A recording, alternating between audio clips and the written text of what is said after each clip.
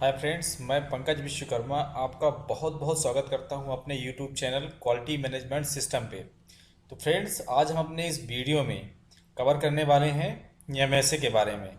तो आज हम फुली अंडरस्टैंड करेंगे एमएसए के बारे में अपने इस सेशन में और जानेंगे एमएसए क्या होता है और इसको हम एक्सेल टेम्पलेट में कैसे भर सकते हैं और हमारे मेजरमेंट सिस्टम में इसका क्या इम्पैक्ट पड़ता है और वेरिएशंस में क्या इम्पैक्ट पड़ता है। चलिए जानते हैं एमएसए के बारे में। तो दोस्तों, जैसा आप सबको पता है कि क्वालिटी मैनेजमेंट सिस्टम में 5 कोर टूल्स होते हैं और 5 कोर टूल में से पहला है एपीक्यूपी, मतलब एडवांस प्रोडक्ट क्वालिटी प्लानिंग।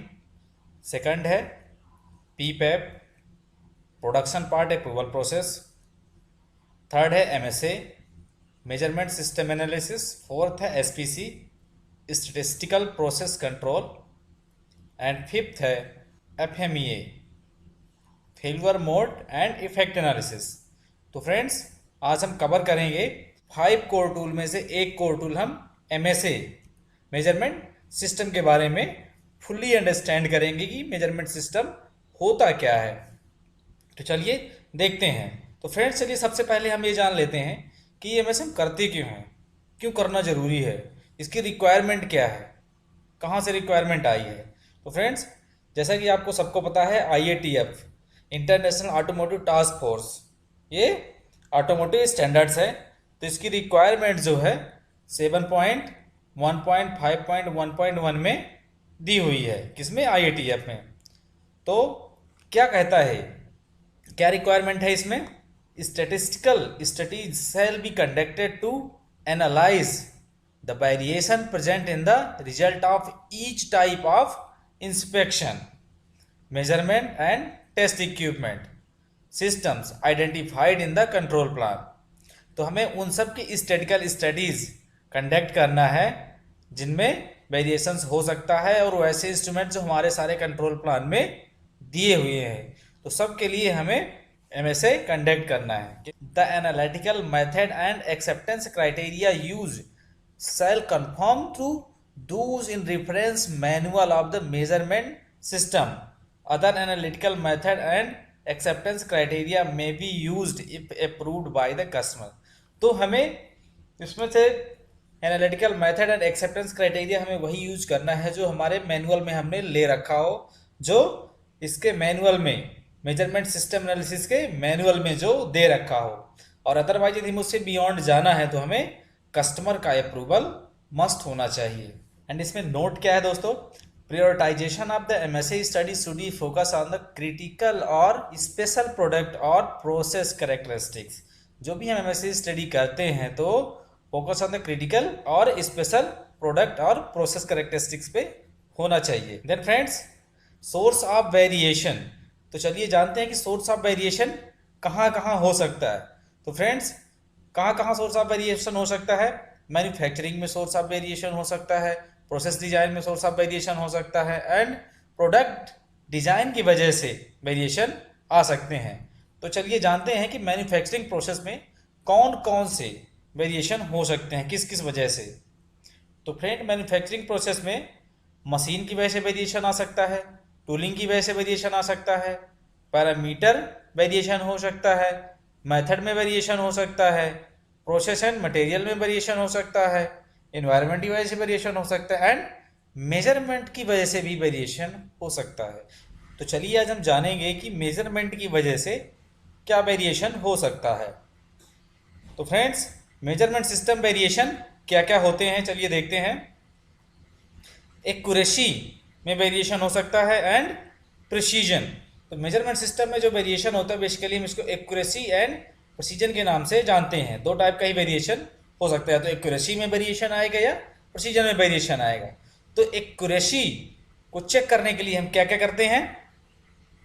हम बायस स्टडी करते हैं एंड लीनियरिटी स्टडी करते हैं।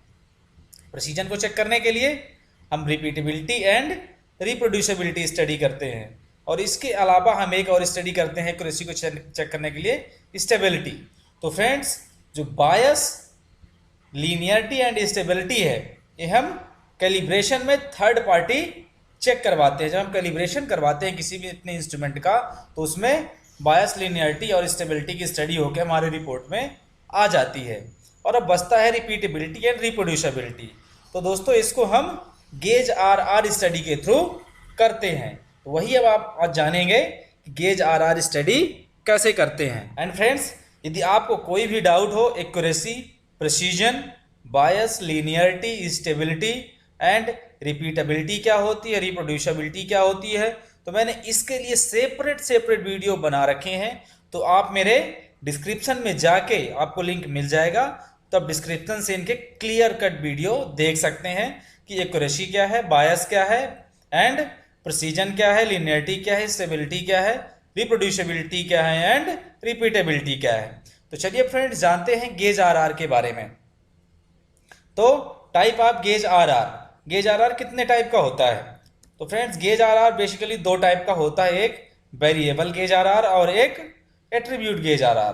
तो फ्रेंड्स चलिए जानते हैं आज हम वेरिएबल गेज आर के बारे में। There are 3 method available. Gauge R को स्टडी करने के लिए 3 मेथड होती हैं, जिसमें से कि हमारी फर्स्ट है रेंज मेथड, सेकंड है average and range method including control chart method and third है अनोवा मेथड। तो आज हम फ्रेंड्स जानेंगे एवरेज एंड रेंज मेथड के बारे में। तो चलिए जानते हैं एवरेज एंड रेंज मेथड क्या होती है।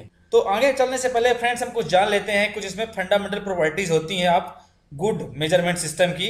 एक अच्छे मेजरमेंट सिस्टम कुछ फंडामेंटल प्रॉपर्टीज हैं, जैसे कि एडेक्यूट सेंसिटिविटी। एडेक्यूट सेंसिटिविटी क्या होती है?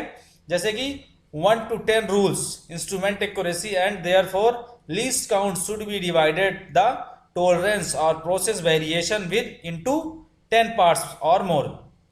मतलब क्या है इसका? एडेक्यूट सेंसिटिविटी मतलब हम जिस इंस्ट्रूमेंट का सिलेक्शन करने जा रहे हैं मेजरमेंट सिस्टम के लिए और वेरिएशन को कैप्चर करने के लिए, वो सेंसिटिव होना चाहिए। मतलब इंस्ट्रूमेंट हमारा 1/10 रूल के अनुसार होना चाहिए, हमें सेलेक्ट करना है। जैसे कि यदि किसी प्रोसेस में किसी प्रोडक्ट के पैरामीटर का टॉलरेंस दिया हुआ है 10 माइक्रोन, कितना दिया है 10 माइक्रोन, तो उसको चेक करने के लिए, उसको जांचने के लिए हमको जो इंस्ट्रूमेंट हम यूज करेंगे, सेलेक्ट करेंगे, तो उसका लीस्ट काउंट होना चाहिए 1 माइक्रोन। मतलब ये 1/10 रूल फॉलो होना चाहिए। 1/10 रूल क्या होता है यदि आपको नहीं पता है तो आप मेरे डिस्क्रिप्शन में जाके, और लिंक आपको मिल जाएगा, तो आप अच्छे से इसकी स्टडी कर सकते हैं कि 1/10 रूल क्या होता है। Then friends, measurement system out to be in statistical controls, presence of only common causes of variation and not the special causes. मतलब हमारा जो मेजरमेंट सिस्टम है वो स्टैटिकल कंट्रोल में होना चाहिए, मतलब कि उसमें केवल common causes of the variations होना चाहिए और स्पेशल कॉजेज ऑफ वेरिएशन नहीं होना चाहिए।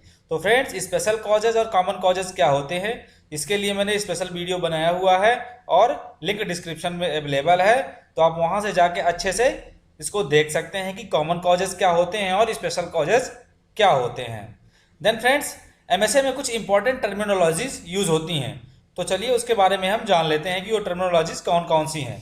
इसमें से है accuracy and precision, repeatability and reproducibility. तो जैसे कि अभी मैंने आपको पहले ही बताया था कि एक्यूरेसी एंड प्रिसीजन क्या होता है, रिपीटेबिलिटी एंड रिप्रोड्यूसिबिलिटी क्या होती है, ये आप मेरे सेपरेट वीडियो में जाके देख लीजिएगा और देख सकते हैं। इसके लिए मैंने अलग से वीडियो बनाया हुआ है और लिंक डिस्क्रिप्शन में है। इसके अलावा फ्रेंड्स एक होता है एनडीसी। एनडीसी का फुल फॉर्म क्या होता है? Number of distinct categories. इसके लिए भी मैंने अलग से वीडियो बनाया हुआ है। इसमें मैं सारी चीज़ें कैप्चर नहीं कर सकता, क्योंकि नहीं तो वीडियो बहुत लेंदी हो जाएगा, बहुत बड़ा हो जाएगा, जो कि इसके रेंज में नहीं आएगा। इसीलिए मैंने सबके अलग अलग सेपरेट वीडियो बना दिए हैं। आपको सबका लिंक डिस्क्रिप्शन में मिल जाएगा, तो आप वहां से देख लीजिएगा। तो हम समय न व्यर्थ करते हुए आगे चलते हैं और देखते हैं एमएसए के बारे में। एनडीसी बेसिकली फ्रेंड्स, एमएसए में जब हम स्टडी करते हैं तो इसकी वैल्यू जो है मोर देन 5 या 5 होनी चाहिए, इससे कम नहीं होनी चाहिए। तो चलिए फ्रेंड्स जानते हैं कि इनपुट रिक्वायरमेंट एमएसए स्टडी में क्या क्या होती है, हमें किन किन चीज़ों की जरूरत होती है एमएसए स्टडी करने के दौरान। तो फ्रेंड्स सबसे पहली रिक्वायरमेंट जो हमारी वर्क इंस्ट्रक्शन, किसी काम को करने के लिए सबसे पहले वर्क इंस्ट्रक्शन WI होना चाहिए। तो सबसे पहले आपको WI बनाना है। आपको WI में सारी चीज़ें मेंशन करना है कि क्या क्या स्टेप्स हम लेने वाले हैं और करने वाले हैं। जो भी आप WI बनाएं, WI आपको अपने MSA मैनुअल की गाइडलाइन के अकॉर्डिंग ही बनाना है, कहीं से कोई अदर पॉइंट्स नहीं उठाने हैं। देन से फ्रेंड्स हमें चाहिए इंस्ट्रूमेंट। इंस्ट्रूमेंट आप जो भी पैरामीटर चेक कर रहे हो, तो जैसे मैंने अभी बताया, इंस्ट्रूमेंट हमारा 1/10 रूल को फॉलो होना चाहिए, फॉलो करना चाहिए। और इंपॉर्टेंट है फ्रेंड्स कि इंस्ट्रूमेंट हमारा कैलिब्रेटेड होना चाहिए। थर्ड है सैंपल, हमें मास्टर सैंपल चाहिए। और मास्टर सैंपल हमको कौन से चाहिए? मिनिमम हमें 10 सैंपल चाहिए, 10 सैंपल होने चाहिए।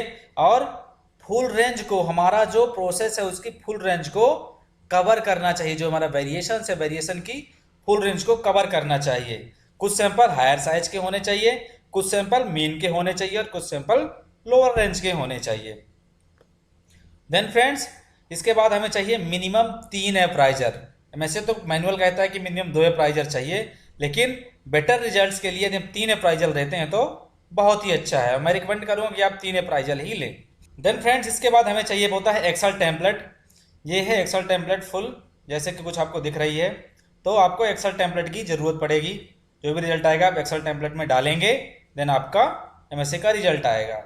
और इन सब चीज़ों के बाद में फ्रेंड्स हमें एक चाहिए होता है कोऑर्डिनेटर, कि MSA की सारी चीज़ें कोऑर्डिनेट कौन करेगा। आखिर बंदे बुलाना, अरेंज करना, मास्टर सैंपल रखना और ये सारी चीज़ें, बहुत सारी चीज़ें होती, एक्टिविटी होती हैं, वो कौन करेगा। तो उसके लिए हमें एक MSA कोऑर्डिनेटर की ज़रूरत होती है। जो भी बंदा आप चूज करें तो एक MSA कोऑर्डिनेटर हमें चाहिए होता है।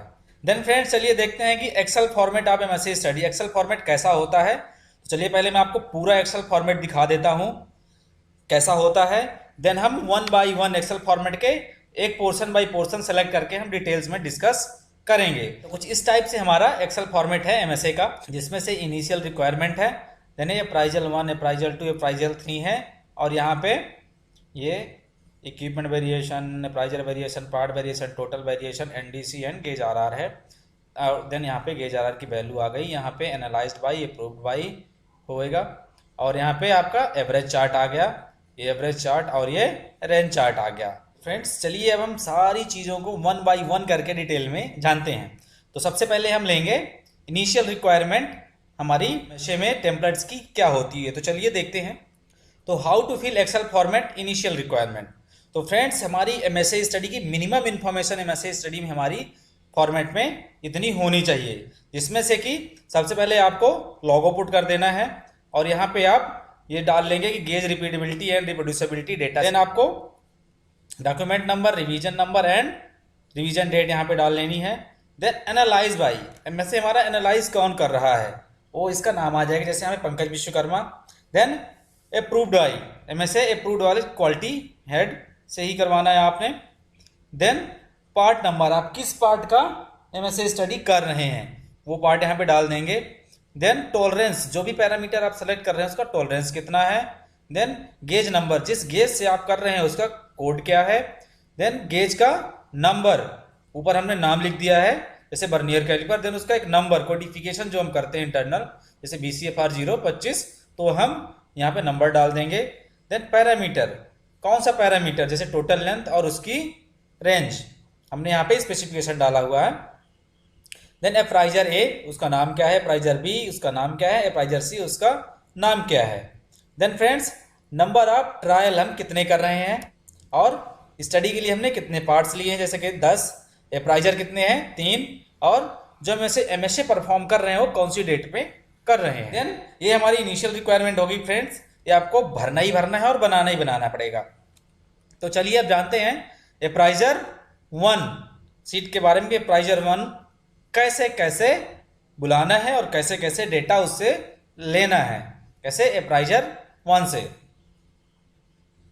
तो राम हमारा पहला अप्राइजर है।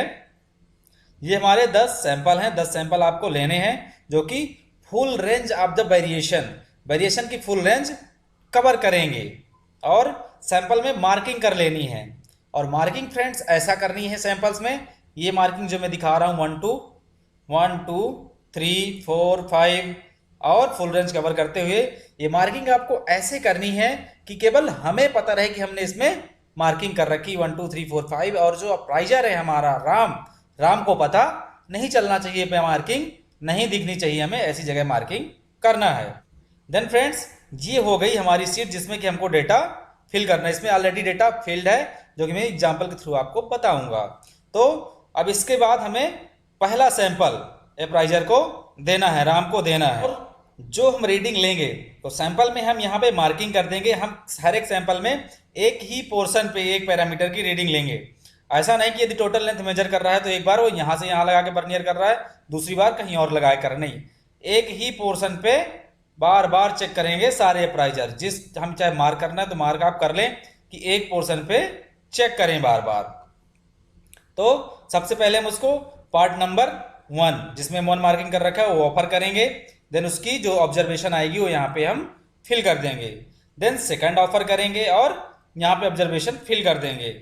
और ऑब्जर्वेशन जो हम फिल करेंगे वो अप्राइजर को दिखनी नहीं चाहिए, राम को दिखनी नहीं चाहिए कि हम क्या डाल रहे हैं।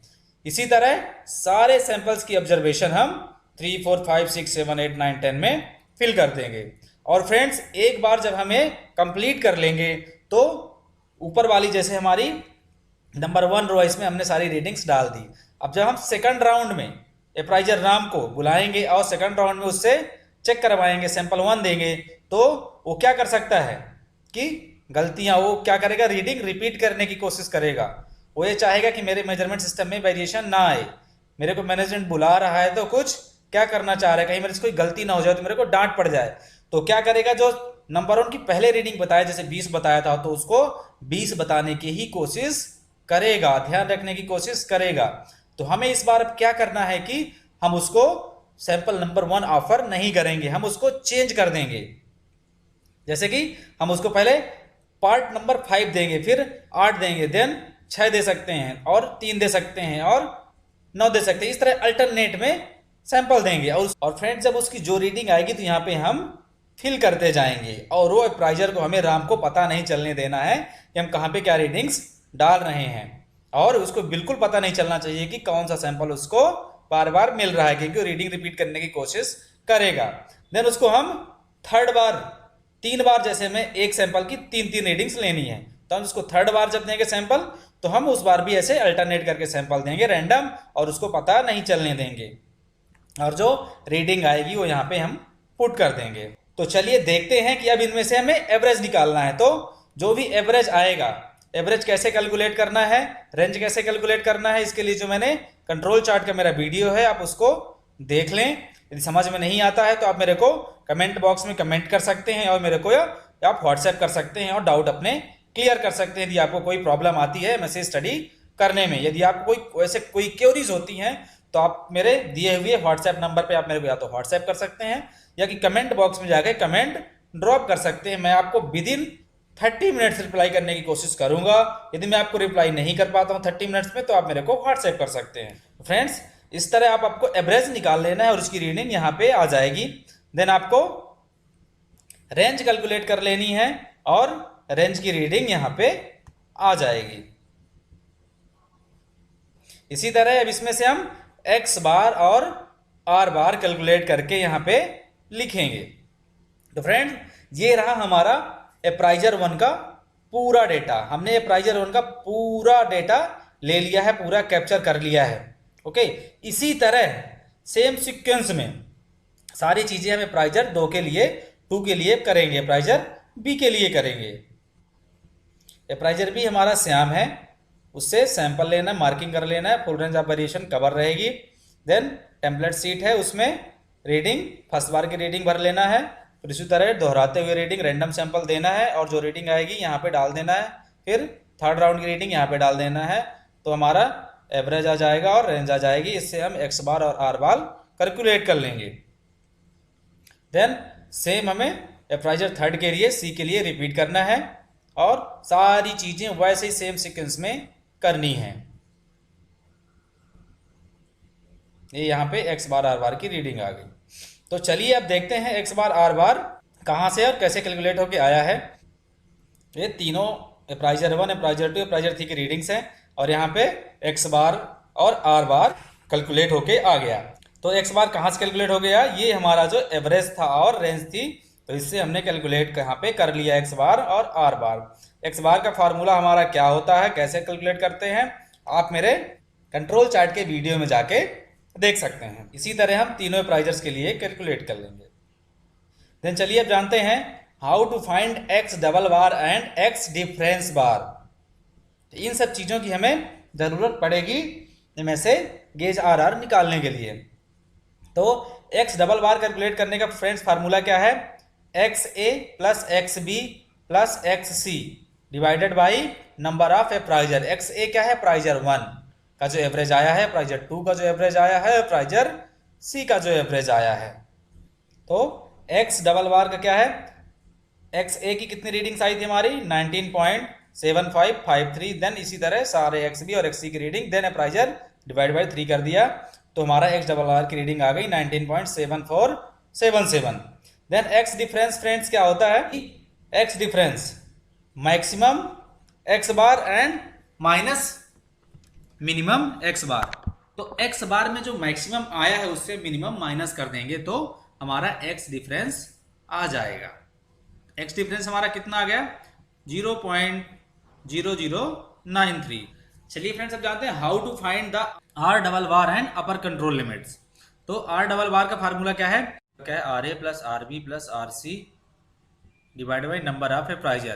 तो हमारी जो रेंज आई थी हमने रेंज में निकाला था आर बार, तो यहाँ पे प्राइजर 1 का जो आर बार आया था, प्राइजर 2 का आर बार है, प्राइजर सी का आर बार जोड़ के और डिवाइडेड बाई नंबर ऑफ प्राइजर 3 कर देना है। तो यहाँ पे हमारी क्या आ जाएगी आर डबल बार की वैल्यू आ जाएगी। Then friends upper control limit R के लिए, रेंज के लिए अपर कंट्रोल लिमिट निकालना है। तो अपर कंट्रोल लिमिट निकालने का फार्मूला क्या होता है are double bar into D4, और D4 की वैल्यू जो है हमें वो टेबल से लेनी पड़ेगी। तो यहाँ पे हमने आर डबल बार की वैल्यू डाल दी। आर डबल बार जो हमारा आया था 0.0150 इंटू 2.58 हमने टेबल से लिया है। टेबल से कहाँ से, ये हमारी स्टैंडर्ड टेबल है। तो ट्रायल हमने कितने किए हैं 3 किए हैं, तो 3 ट्रायल के लिए आर जो हमारी D4 की वैल्यू है कितनी 2.58। यदि हमारे ट्रायल 2 होते तो ये वैल्यू होती। तो ये हमारे अपर कंट्रोल लिमिट रेंज के लिए वैल्यू आ गई। Then friends meaning of average chart, जो हमने चार्ट देखे थे एवरेज चार्ट बनते हैं तो उसके लिए की मीनिंग क्या होता है, क्या जरूरत पड़ती है चार्ट की हमें हमारे MSc स्टडी के थ्रू। तो चलिए जानते हैं इनका मीनिंग क्या होता है एवरेज चार्ट का। तो review of the chart indicate that the measurement system appears to have sufficient discrimination for process with variation described by the sample parts. मतलब जो हमारा प्राइजर ए, प्राइजर बी, प्राइजर सी है, तो जो वेरिएशन हमने हमारे पार्ट या सैंपल में डिस्क्राइब कर रखा है वो प्रॉपर प्राइजर ए, प्राइजर बी और प्राइजर सी में डिस्क्राइब हो रहा है, आ रहा है कि नहीं, डिस्क्रिमिनेट हो रहा है कि नहीं, ये दिखाता है हमारा एक्स एवरेज चार्ट जो कि अनस्टैक्ड है। और स्टैक्ड वाला चार्ट हमें क्या दिखाता है, no appraiser to appraiser difference are readily apparent. मतलब ए प्राइजर टू ए प्राइजर कहीं कोई डिफरेंस तो नहीं है कि पता चले एक प्राइजर यहां मेजर कर रहा है दूसरा प्राइजर यहां मेजर कर रहा है। तो इस चार्ट से, एवरेज चार्ट से हमें पता चल जाता है ये जैसे कि तीनों प्राइजर एक साइड ही चल रहे हैं, जैसे एक प्राइजर वैसे 2 ऐसे 3 ही। तो ये चार्ट दिखाता है कि प्राइजर टू प्राइजर कोई ज्यादा वेरिएशन नहीं है। Then friends meaning of range chart. Range chart का मतलब क्या होता है, range control chart is used to determine whether the process is in control, the reason being what no matter how large the measurement error may be, the control limits will allow for the errors. That is why the special cause need to be identified, the remove before measurement studies can be relevant. The range of the multiple readings by the each appraiser on the each part are plotted on the standard range charts including the average range and control limits for the analysis of the data that can be plotted.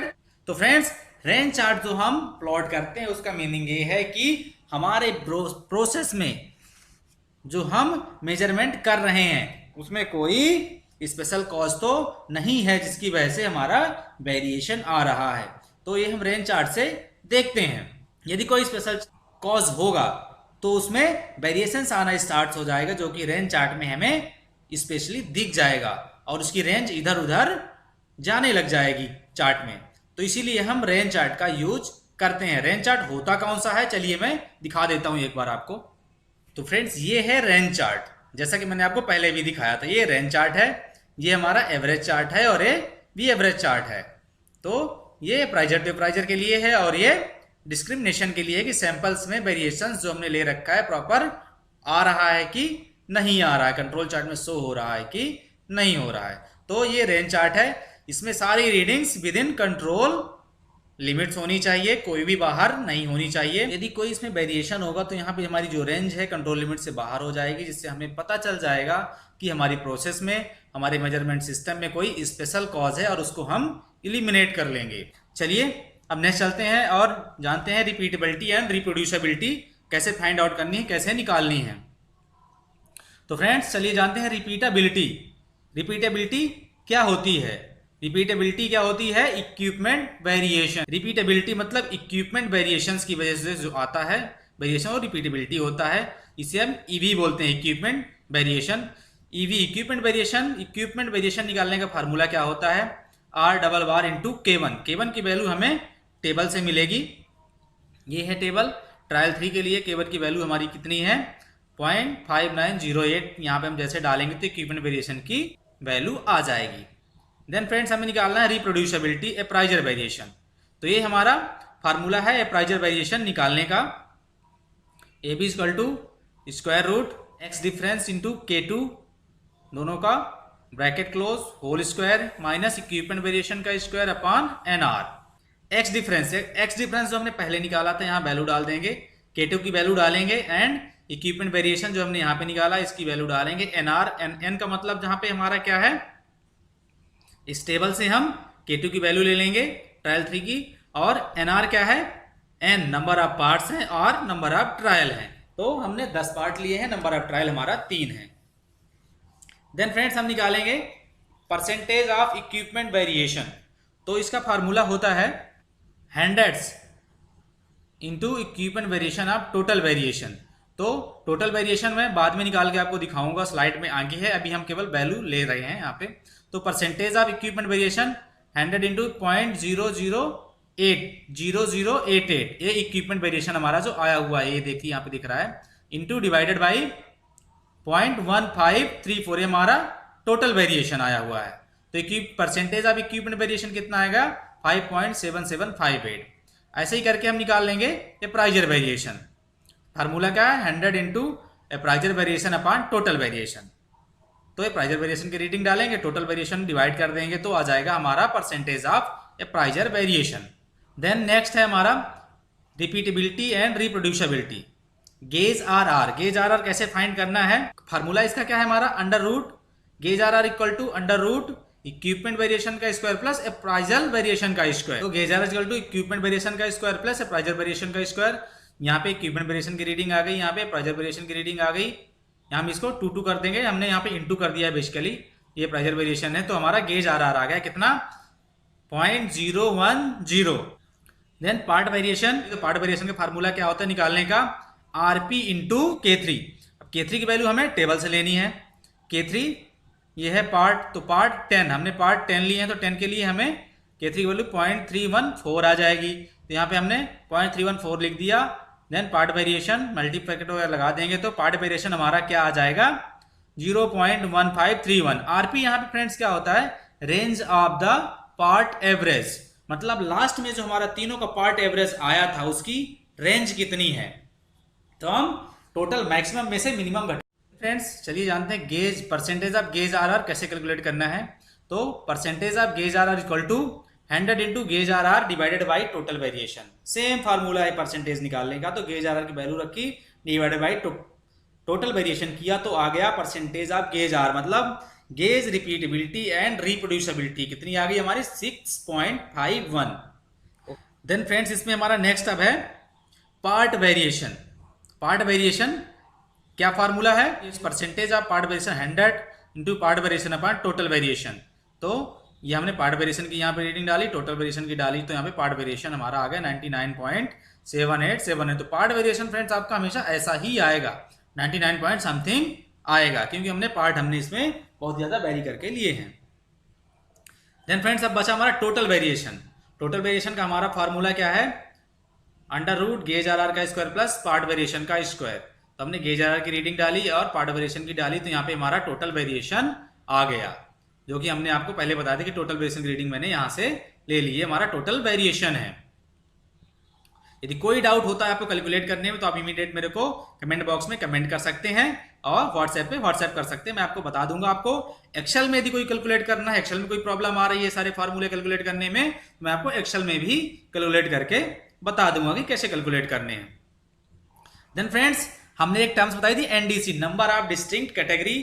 तो number of distinct category calculate करने का formula होता है 1.41 into part variation divided by gauge R R. तो part variation हमारा आया था 0.1531, gauge R are 0.014, तो ये हमारा एनडीसी आ गया 21.58। हमेशा एनडीसी एक गुड मेजरमेंट सिस्टम के लिए एनडीसी की वैल्यू हमेशा 5 या 5 से ज्यादा ही होनी चाहिए। यदि हमारी एनडीसी की वैल्यू 5 से कम है तो जान लीजिए कि हमारा मेजरमेंट सिस्टम सही नहीं है, हमारा गेज आरआर जो सही नहीं आएगा और मेजरमेंट सिस्टम सही नहीं है। तो फ्रेंड्स, ऐसे करके हमने निकाल लिया गेज आरआर और एनडीसी। अब इसका यूज क्या है, जैसे कि हमारा गेज आरआर यहाँ पे आया है 6.51, तो अब इसका हम करेंगे क्या, क्या है ये वैल्यू। तो चलिए आगे जानते हैं कि 6.51 आया तो क्या है इसका एक्सेप्टेंस का क्राइटेरिया क्या है आखिर। तो चलिए जानते हैं friends, criteria for gauge RR. ये हमारी टेबल है क्राइटेरिया की। तो सबसे पहले जानते हैं यदि हमारा गेज आरआर अंडर 10% है तो डिसीजन हमें क्या लेना है, generally consider to be an acceptable measurement system. यदि हमारा गेज आरआर लेस देन 10% आता है तो मतलब वो हमारा एक्सेप्टेबल है और उस गेज को, उस इंस्ट्रूमेंट को हम रिकमेंड कर सकते हैं, specially useful when trying to sort the classify parts और when tighten process control is required. हम उस इंस्ट्रूमेंट को कहीं भी जहां पे हमें अच्छा मेजरमेंट सिस्टम चाहिए, जहां पे हमारा टॉलरेंस बहुत क्लोज हो, वहां पे हम यूज कर सकते हैं। देन फ्रेंड्स, यदि हमारा GRR 10 से 30% है, 10 to 30, बिटवीन 10 to 30% है, तो हमें क्या करना चाहिए, क्या डिसीजन ले सकते हैं, may be acceptable for some applications. इसको हम सभी जगह तो यूज नहीं कर सकते हैं, पर इसको कंडीशनली एक्सेप्टेबल कर सकते हैं। वो कौन सी कंडीशंस हैं, decision should be based upon for example importance of the application, measurement, cost of measurement device, cost of rework और repair should be approved by the customer. तो यदि हमारे इंस्ट्रूमेंट की कॉस्ट बहुत ज्यादा है, बहुत हाई है, उसको परचेज करने की, रिवर्क करने की, ठीक है, तो रिपेयर करने की, तो उसको हम यूज कर सकते हैं। और यूज करने की कंडीशन क्या है, इसको हमें कस्टमर का प्री अप्रूवल चाहिए पड़ेगा, हम तभी यूज कर सकते हैं। तो फ्रेंड्स, यदि हमारे गेज आरआर का परसेंटेज मोर देन 30% आता है या 30 आता है तो हम उसको किसी भी हालत में यूज नहीं कर सकते हैं, कहीं भी उसको हमें सही कराना ही पड़ेगा। तो ये है हमारा गेज आरआर का क्राइटेरिया। देन फ्रेंड्स, अब जानते हैं, चलिए आगे चल के analysis of the gauge RR studies. इससे हमें चलिए कुछ जानते हैं कि both of average and range method and ANOVA method will be provided information concerning the causes of measurement system or gauge variation.